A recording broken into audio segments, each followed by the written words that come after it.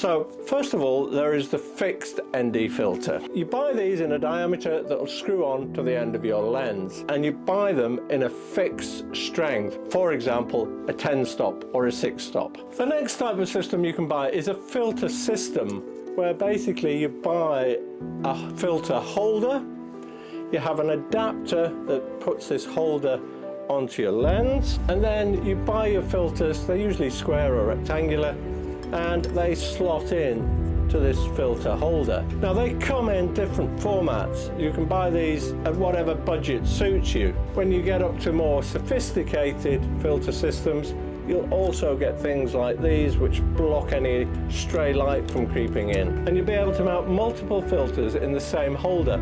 For example, you can put a 6 stop and a 10 stop in here and create a 16 stop filter. And the other thing you can get is variable ND filters. And with a variable ND filter, what you have is the ability to change the strength. By twisting this outer ring, I can change the strength of the filter. This goes from 1 stop up to 8.66 stops as I vary the filter. Now, the usual criticism of variable ND filters is it's a compromise. So you can get things like vignetting, and you'll also get, right at the strongest setting of the filter, you can get a dark cross. Now that isn't a quality problem, it's a function basically of physics and the way they're creating these. You get this dark cross, but provided you avoid that very darkest stop, then these can be a great solution. My major piece of advice to you is, when you're setting your budget to buy your filters, think about the lenses that you're going to be putting it on. Why would you put a $20 filter on a $2,000 lens? You're not going to ruin all the optical quality you spent thousands of dollars on by putting a cheap piece of glass in front of it.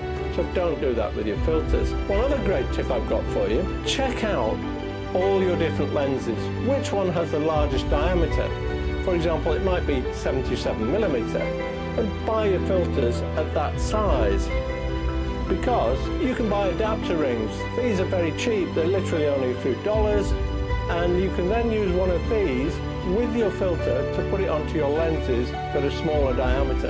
That way you don't need to buy a filter for every lens. It's a kind of compromise over buying a filter system, if you like.